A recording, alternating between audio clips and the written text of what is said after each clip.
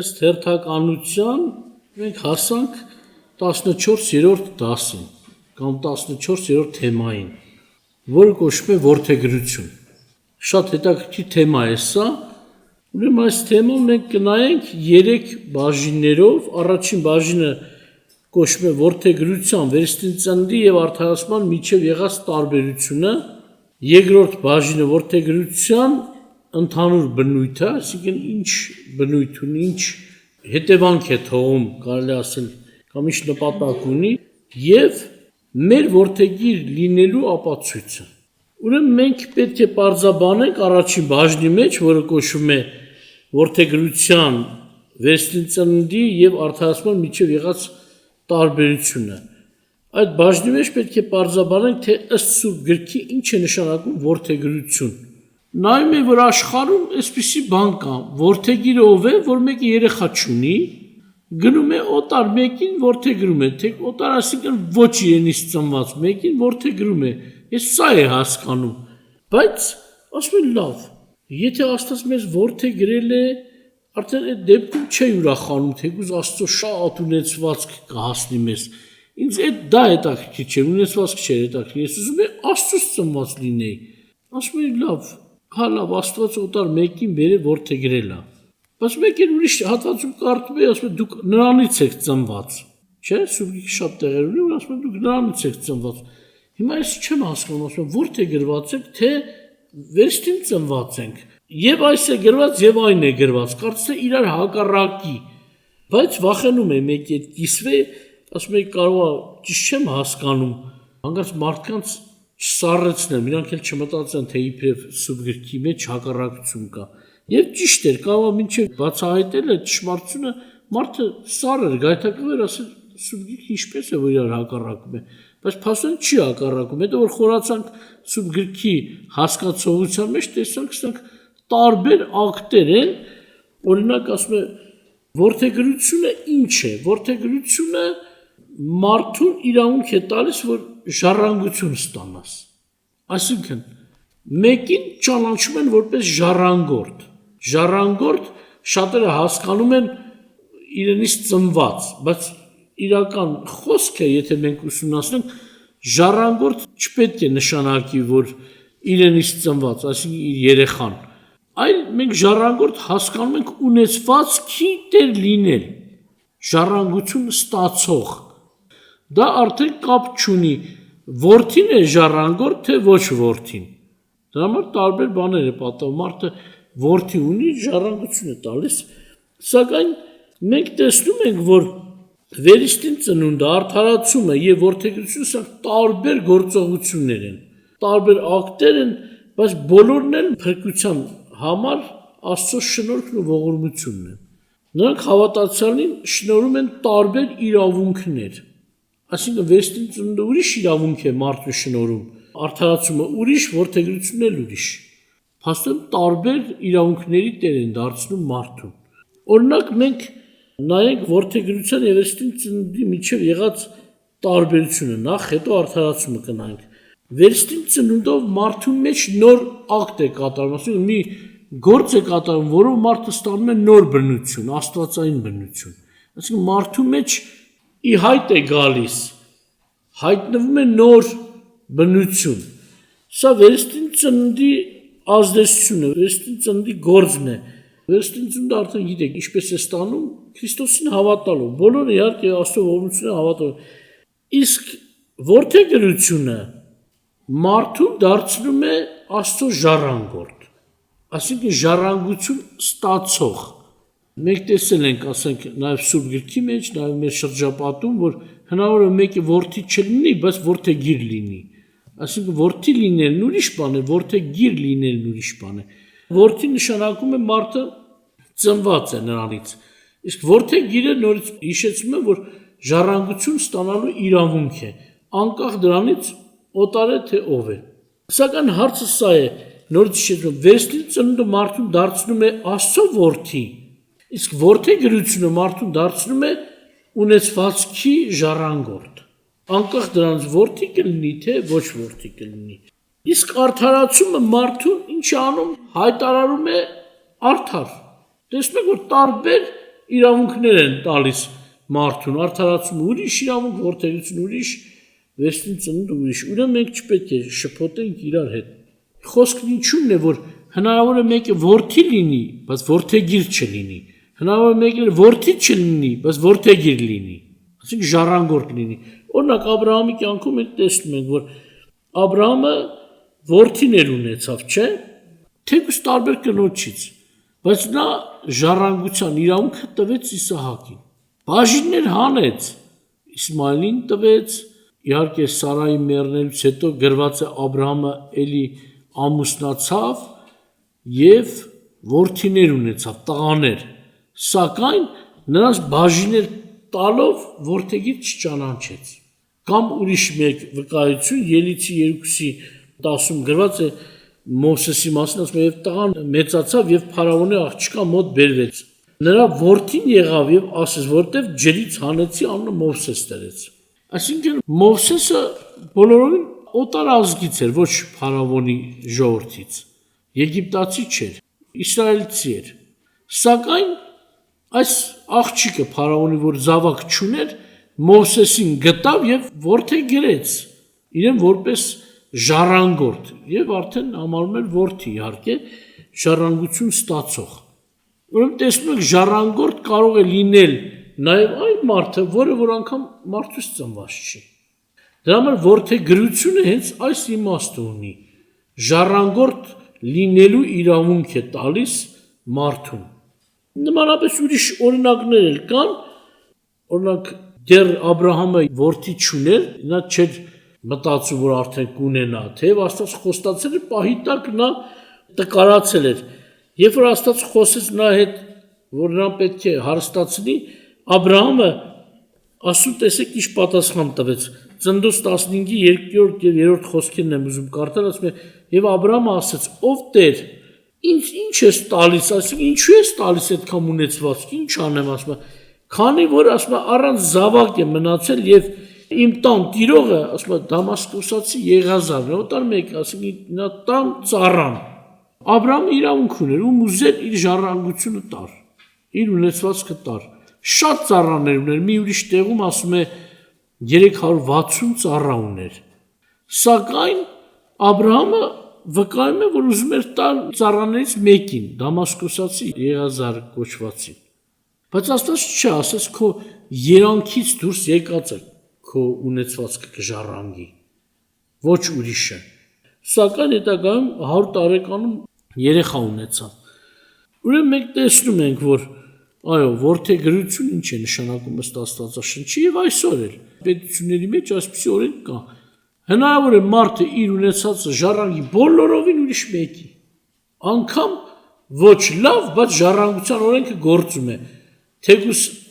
մարդիկ սխալ են գործում, համենայն դեպս ժառանգության օրենքը գործում է։ Նորից կրկնում եմ, մարդկա իր ժառանգությունը տալիս է ինչ-որ կենդանու։ Լսել են, կապիկների է տվել, կամ շանն է տվել, կատվի է տվել, դրսում Հայաստանում չկա նման բան, բայց օտար երկիրներ կան, որ այս կարգը գործում է։ Այսինքն թեև ունի երեխաներ, բայց իր ունեցվածքի ստանալու իրավունքը տալիս է կենդաններին։ Եվ բնական է, նրանք չեն հասկանում, որ ասեն իմն է, արդեն մարդիկ են դրվում ծառայողներ, որպեսզի խնամք տան այդ կենդաններին եւ այդ մարդու ունեցվածքից հանեն դրանց վրա ծախսեն։ Այսինքն երկրի վրա էլ այս կարգը գործում է։ Հնարավոր այո, մարդը ժառանգություն տա բոլորովին ուրիշ մեկի, անգամ կենդաններին։ Որդեգրությունը հին կտակարանում հատուկ արարողությամբ էր կատարվում։ Այսինքն ով ուզում էր ճանաչեցնել որդեգրին, ժառանգություն ստացողին, հատուկ արարողությամբ ժողովրդի առաջ ցույց էր տալիս, այսինչը իմ որդեգիրն է։ Իր որդի լինի, թե իր որդին չլինի։ Բայց հիմա քանի որ արդեն կնիկներ կան, պետական թղթաբանությունով հաստատումներ կան, դրա համար մարդիկ արդեն շատերը այդ արարողությունը թողել են, բայց այդ ժամանակ արարողակարգով էր հաստատվում։ Օրինակ կարդացի Նոեմի մասին, Նոեմին ընդհանուրի արչև այդ արարողակարգը կատարեց, որպեսզի շրջապատը ճանաչի ով է իր ժառանգորդը։ Նաև առաջին մնացորդած 28:4-5-ում Դավիթ թագավորը արարողակարգով իր ժառանգությունը հանձնեց Սողոմոնին, իր որդի Սողոմոնին, որտեղ ինքը շատ կանայք ուներ եւ շատ էլ որդիներ ուներ, տղաներ եւ աղջիկներ։ Չեմ ասում զրկեց մյուսներին բաժին տվեց, բայց որպես ժառանգորդ ընդհանուրի արչիվ ճանաչել տվեց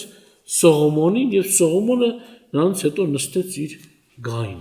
Տեսնում եք, որ չի նշանակում, որ որդի ես ուրեմն ժառանգորդ ես, ոչ։ Աբրահամը որդիներ ուներ, ժառանգորդ ճանաչեց մեկին։ Կամ Դավիթը շատ որդիներ ուներ, ճանաչեց ընդամենը Սողոմոնի որպես որդեգիր։ Կամ Աբրահամի որդին Իսահակը երկու որդի ուներ, բայց ժառանգությունը տվեց Հակոբին։ Հակոբը 12 որդի ուներ, ժառանգությունը հավասար բաժանեց բոլորին։ Բոլորին ճանաչեց ժառանգորդ։ Հիմա էլ կան մարդիկ շրջապատում, ես տեսել եմ, դուք այդ նկատած կլինեք, ասենք եթե մի քանի երեխա ունեն, ավելի կարգը Հայաստանում այսպես են համարում, կարծես փոքրն է տան ժառանգորդը, չէ՞։ Բոլորը գնում են, իրենց համար տեղավորվում են, տուն ու տեղ ունեցվածքը մնում է փոքր տղային։ Թե բացառություններ լինում են, որ ինչ-որ մեկին են ճանաչում ծնողները ժառանգորդ, բայց ծնողները կան, ասում են, չէ, ես իմ ժառանգությունը պետք է բաժանեմ բոլորի մեջ, թե տղա, թե աղջիկ։ Շատերը կա աղջիկի ժառանգություն չեն տալիս, մի հատ օժիտ են տալիս ու գնա։ Բայց մարդ կա, որ ինչ ունի հավասար բաժանում է իր զավակների մեջ, չնայելով տղա է թե աղջիկ։ Ուրեմն այսպիսի կարգ կա որդեգրության օրենքի մեջ։ Սակայն մենք երկրորդ բաժինը նայենք որդեգրության ընդհանուր բնույթը։ Տեսնենք Աստծո որդեգրության ընդհանուր բնույթը, խոսքը աստվածային որդեգրության մասն է, Աստծո ծրագրի մեջ եղած որդեգրության մասն է։ Աստծո ծրագրով որդեգրությունը նա պարգևում է բոլոր վերստին ծնվածներին, բոլոր իր որդիներին։ Հիսուսն է միածին առաջնեկը, հիմա արդեն միածին չի, որտեղ Աստված շատ որդիներ ունի, այդ ժամանակ որ Հիսուսը եկավ, միածին էր։ Սակայն Քրիստոսով Աստծուն պարգևվեց շատ որդիներ։ Աստված թեև կարող էր ասել, ժառանգություն տալիս եմ Հիսուսին։ Սակայն Աստված որոշեց բոլոր որդիները ժառանգակից լինեն Հիսուսին։ Ժառանգակից, ոչ թե միայն Հիսուսը ժառանգորդ։ Այսինքն ճիշտ Հակոբի օրինակի նման, որ ասացինք ինչպես որ Հակոբը բոլոր որդիների մեջ բաժանեց, իհարկե միայն տղաների,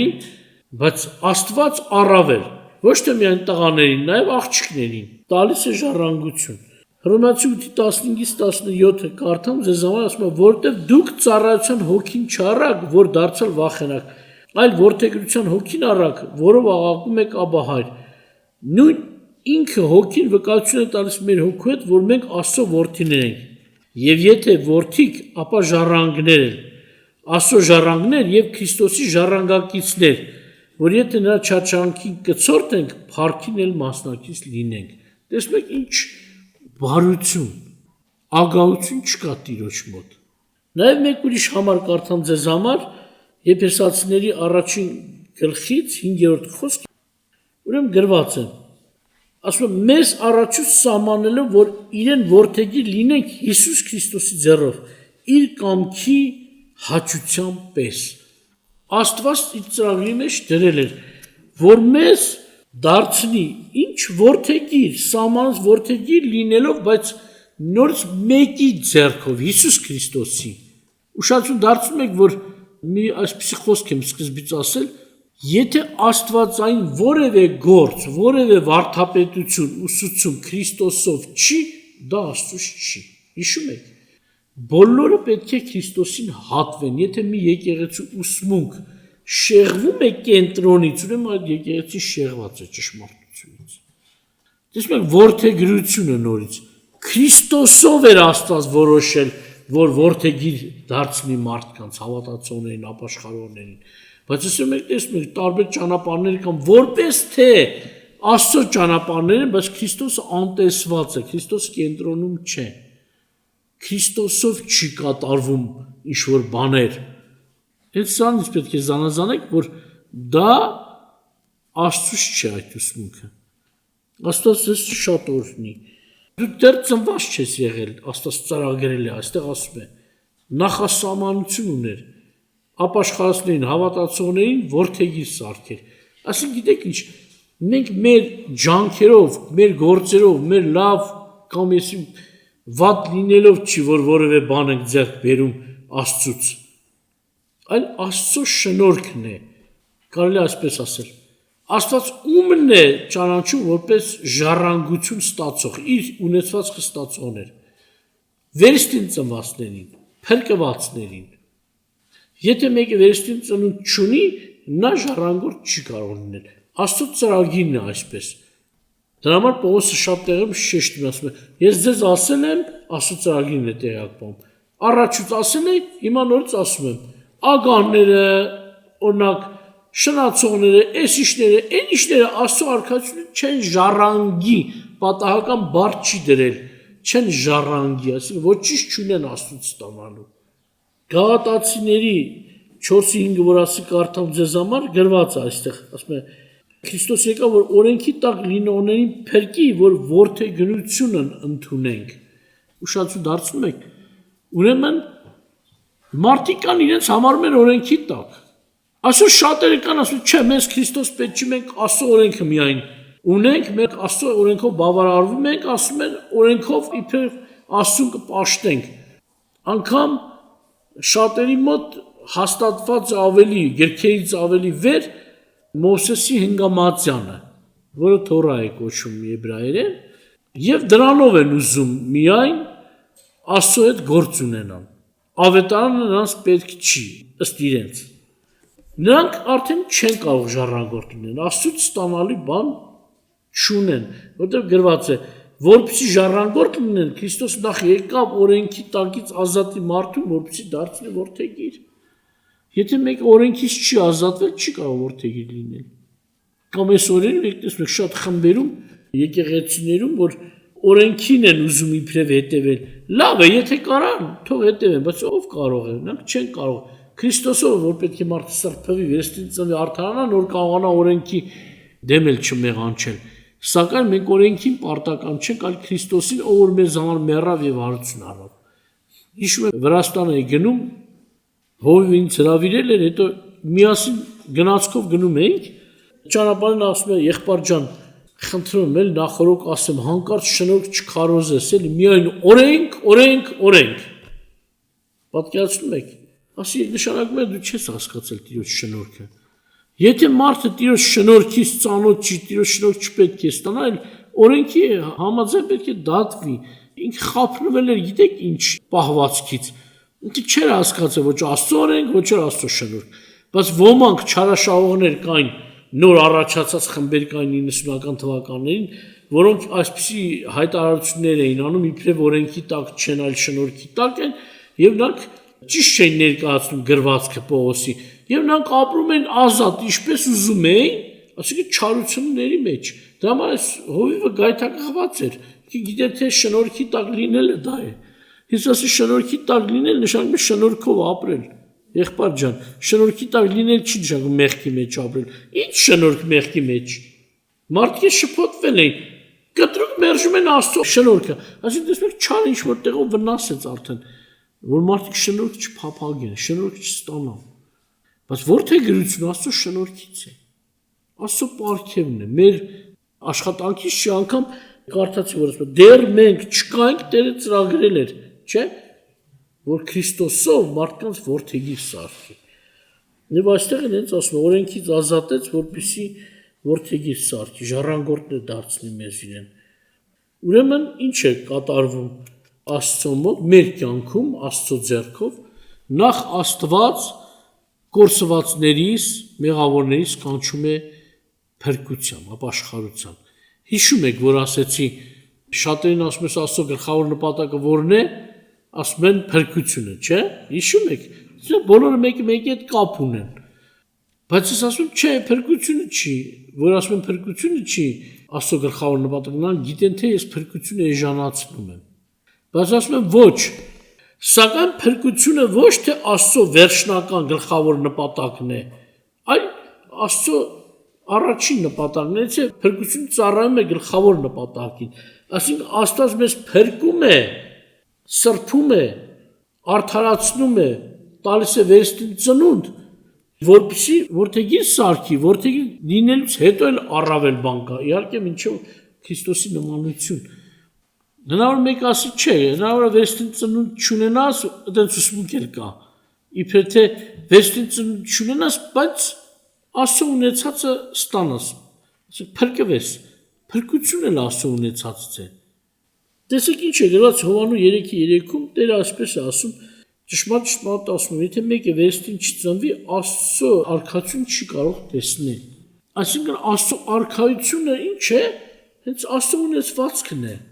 Ոչ ոք առանց վերստին ծնունդի չի կարող երկինքի արքայություն ժառանգել։ Պողոս առաքյալը այդպես էլ ասում է Գաղատացիների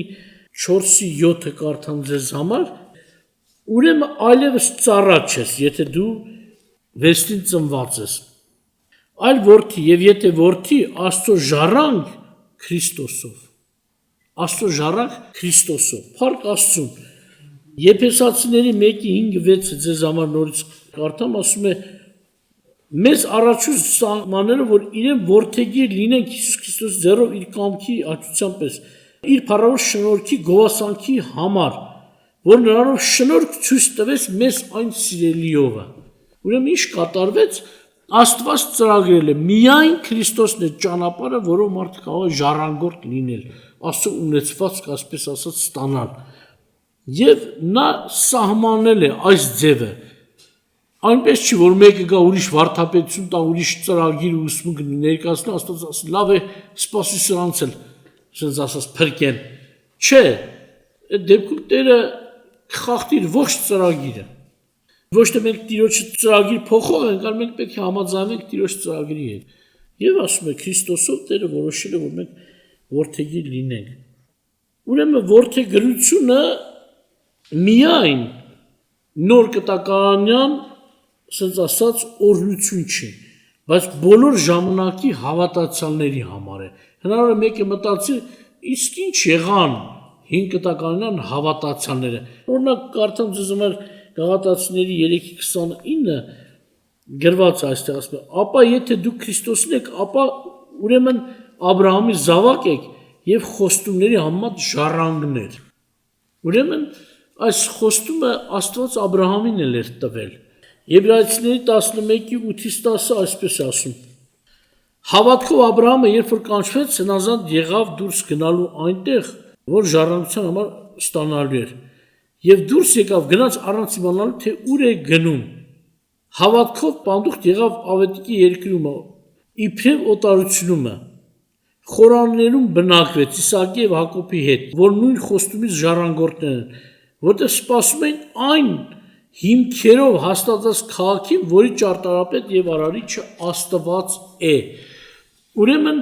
Աբրահամը դուրս եկավ գնաց եւ չգիտեր թե ուր է գնում։ Այսպես ասած, ուրիշ մի թեմայում էլ հիշում եմ այս մասին խոսել եմ, այսինքն ոչ թե Աստված չէր ուզում խոսել Աբրահամի հետ այդ մասին, այլ ավելի վեր գաղափար է, որ Աբրահամը չէր կարող հասկանալ։ Դրա համար կանչել էր եւ Աստված չէր կարող ասել նրան ուր է տանում, որտեվ այնպիսի մի փառավոր տեղ էր տանում, որ այս երկրավոր կյանքով չէր վերջանում Աստծո կանչը։ Կանչում էր երկնային քաղաք եւ ավելին հավիտենության մեջ էր կանչել։ Դրա համար գնում էր Աբրահամի համար ասում է, չգիտեր ուր է գնում, բայց մի բան գիտեր, որ Աստված հավատարիմ է եւ իրեն օրհնություն է ժառանգել տալու։ Պարզ ասում են, նրանք սպասում են երկնային քաղաքին։ Եթե Աստծո կանչը ժառանգություն հենց այդ տարածքը լիներ, ինչու են վրաններում ապրում, միթե սա էր Աստծո հարստությունը, վրանները։ Ոչ, այլ նրանք ասում են, հիմքերը Աստծո ձեռքով պետք է դրվածներ հաստատված են Աստծո կողմից։ Պետրոսի 3:18-20 կարդամ առաջին թղթի։ Ասում է, որտեղ Քրիստոսն էլ մեկ անգամ մեղքերի համար չարչարվեց այն արդարն անարդարների վրա, որ մեզ մոտեցնի Աստծուն, որ թեև մեռավ մարմնով, բայց կենդանի եղավ հոգով, որով գնաց բանտում եղող հոգիներն էլ քարոզեց, որոնք մի ժամանակ սպասում էին, երբ որ Աստծո երկարամտությունը համբերում է նրանց Նոյի օրերումը, տապանը պատրաստեց, որի մեջ քիչ այսինքն 8 հոգի փրկվեցին։ Ուշացու դարձնում եք, ոչ թե հին ուխտից էլ են կողմ եղած մարդիկ էին, Նոյի ժամանակի մարդիկ էին, ջրեղեղից առաջ մարդիկ էին, բայց ցույց է տալիս, որ Քրիստոսը երբ որ գնաց, նրանց էլ հնարավորություն տվեց ժառանգորդներ լինելու։ Հիմա ինչպես պարզ է Քրիստոսով, բայց նրանց ապաշխարությունը ինչպես է տեղի ունենում, ինչ է, դա արդեն Աստված գիտի, բայց ցույց է տրվում, որ միայն Քրիստոսից հետո եղող ժողովրդի համար չի ժառանգությունը, ամեն դարի հավատացյալների համար է ժառանգությունը, որտեղ Աստված հավատարիմ է հին ուխտից առաջ եղած մարդկանց հետ էլ նա հավատարիմ է վարվում եւ ասում է բոլորին նա օրհնում է եւ մանավանդ որ ասում է առանց մեզ նրանք կատարել չեն կարող լինել։ Ու մենք կանցնենք որդեգրություն թեմայի երրորդ բաժնին, որը կոչվում է մեր որդեգիր լինելու ապացույցը։ Որդեգրությունը ունի հետևյալ ապացույցները։ Սուրբ գրքում ասենք երկու ապացույց են բերում ամենակիչը։ Մեկը ապացույց, որ մենք որդեգիր ենք, մեր հավատքը Աստծո խոստման վրա, Քրիստոսի վրա եւ Աստծո խոստման վրա, եւ երկրորդը Սուրբ Հոգով մկրտությունը։ Սակայն մենք առաջին ենթաբաժինն նայենք մեր հավատքը, որ կա Աստծո խոստման վրա, իհարկե Քրիստոսով, օրինակ Հռոմեացիների 4:13-14 հատվածներում գրված է, որտեղ ոչ թե օրենքով եղավ Աբրահամին կամ նրա զավակներին խոստմունքը, թե նա աշխարհի ժառանգորդ է, այլ հավատքի արդարությունից, որտեղ եթե օրենքից լինողներն են ժառանգ, ապա հավատքն ունեն եւ խոստմունքը կխափանվեր։ Ուրեմն գիրքն ինչ ասում, որ Աբրահամը ոչ թե օրենք կատարեց, որ ժառանգորդ դառնա, այլ խոստում ստացավ, հավատաց այդ խոստումին Աստծո։ Դրա համար կոչվեց ժառանգորդ, հավատքի ժառանգորդ, Աստծո ժառանգորդ, որտեղ օրենքով արդեն հայտնի է, որ ոչ մեկ չի կարող արդարանալ կամ ժառանգորդ դառնալ։ Կամ ուրիշ մեկ հատվածում 2 Կորինթացիների 1:18-22-ում գրված է։ Ասում է, եւ Աստված հավատարիմ է, որ մեր խոսքը դեպի ձեզ այո եւ ոչ չեղավ, որովհետեւ Աստծո որդին Հիսուս Քրիստոսը, որ մեզանով ձեր մեջ քարոզվեց, ինձանով եւ Սյուղանոսով, ասում է եւ Տիմոթեոսով, այո եւ ոչ չեղավ, այլ այոն եղավ նրանում, որտեղ որքան Աստծո խոստումներ որ կան նրանում, այո է, եւ նրանում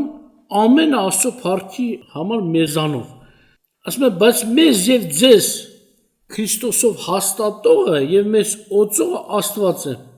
որը մեզ կնքեց եւ Սուրբ Հոգու գրավը, իհարկե մյուս բաժնի մեջ կարդանք ենթաբաժնի, ինչը ասում, որքան Աստծո խոստումներ կան, այո են, եւ սա իհարկե Աստված տվել է, նա խոստացել է Աստված, ընդհանրապես Աստծուց մարդը բարիք ինչպես է ստանում, Սուրբ Գիրքը ասում է հավատքի ձեռքով, չէ՞։ Աստված ասում է, դու հավատում ես, ստանում ես, օրինակ Եսայի մարգարեության մեջ, որ ասում է, ով հավատաց մեր լուրին եւ Տիրոջ բազուկը ում հայտնվեց, չէ՞։ Հետաքրքիր, ով հավատաց եւ Տիրոջ բազուկը, ասում օգնության, օրհնության ձեռքը, զորության ձեռքը մեկնվեց։ Դրա համար ասում է, Աստված խոստում տվեց։ Եվ այս խոստումները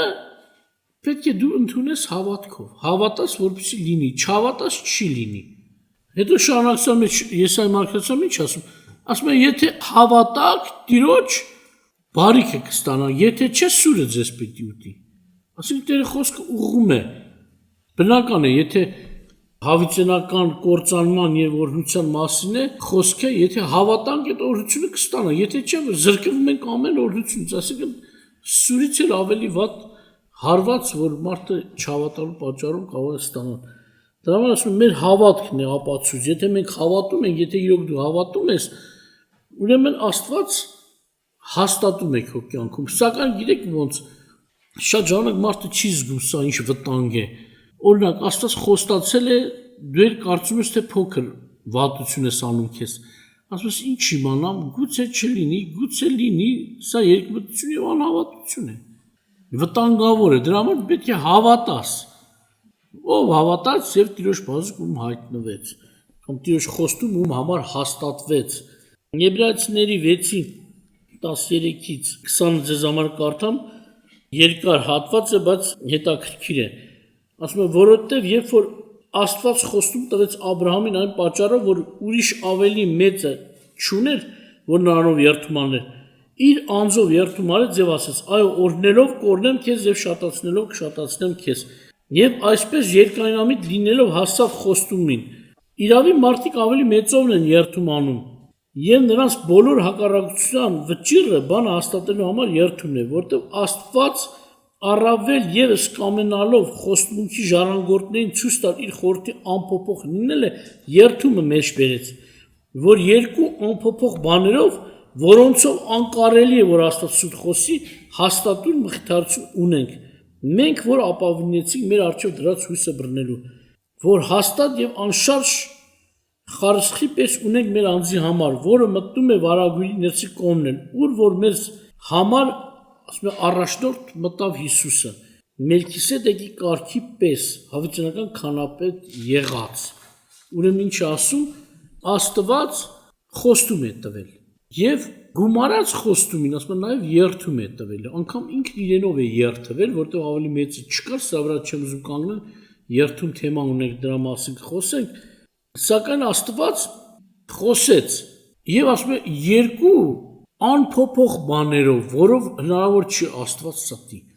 Աստված կրկնակի է քեզ հաստատություն տվել, ասենք խոստում նախ Աստծո անսուտը բերանից ելել է խոստում հավատացողի համար։ Երկրորդը հավատացողների համար, որ խոստումը պետք է, ասում եմ, որպեսզի ավելի հաստատ լինի, որ նրանք չերկմտնեն, ասում եմ նաև Աստված երթումը մեջ բերավ, որ դու ժառանգությունը ստանալու ես։ Աստված ձեզ օրհնի։ Ուրեմն Աստծո երթում եւ խոստում, որ անհնար է ստվի։ Ուրեմն մենք տեսնում ենք այո, որ Աստված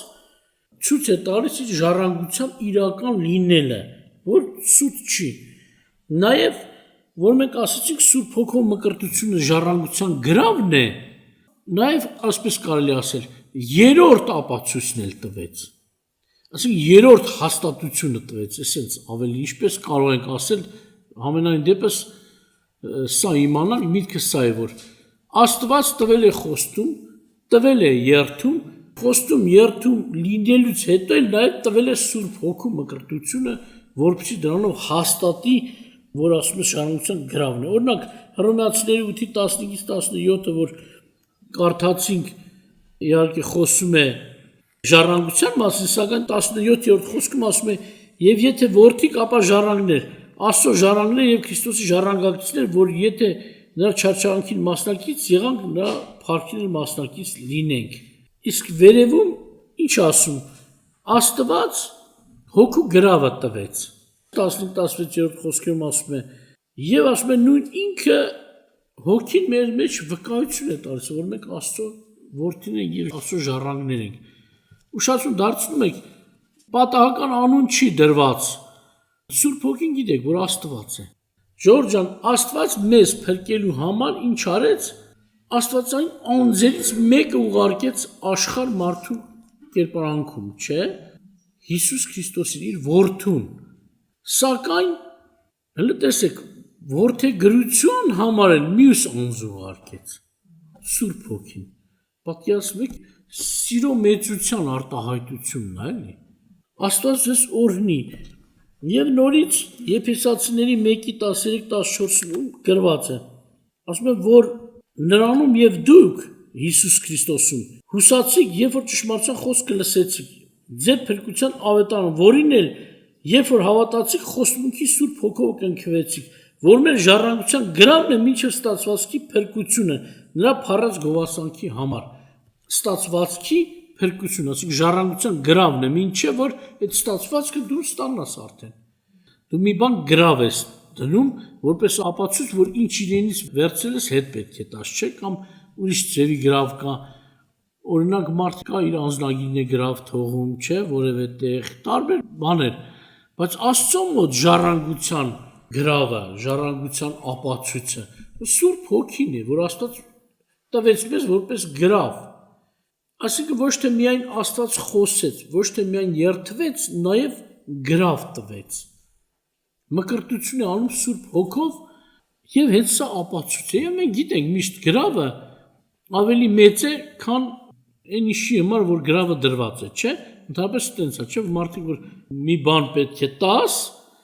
մինչև տալը դրանից մեծ գրավ ես թողնում։ Բայց ոչ թե միայն գրավը այս իմաստով է իբրև թե որ մենք ասում ենք աշխարհի նման չի, գրավը մինչև այն ժամանակն է, երբ որ ստացվածքը ստանաս, եւ գրավը հետ է վերցում, սակայն Աստված հավիտենական է տվել մեզ Սուրբ Հոգին,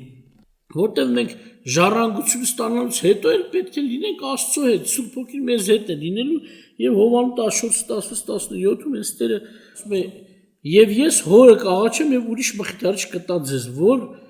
մնա ձեզ հետ հավիտյան, ճշմարտության Հոգին, որին այս աշխարհը կարող չէ ընդունել, որ չի տեսնում նրան եւ ոչ էլ ճանաչում է նրան, բայց դուք նրան ճանաչում եք, որովհետեւ ձեզ մոտ է մնում եւ ձեզ հետ կլինի», այսինքն կլինի հարատև, ինչպես որ վերևում ասած, հավիտյան կմնա ձեզ հետ։ Այսինքն Աստված Սուրբ Հոգին էլ տալիս է մեզ համար, Աստված ասում է, որ որպես ժառանգորդ նաև քեզ մկրտում եմ Սուրբ Հոգով։ Տերը ձեզ օրհնի։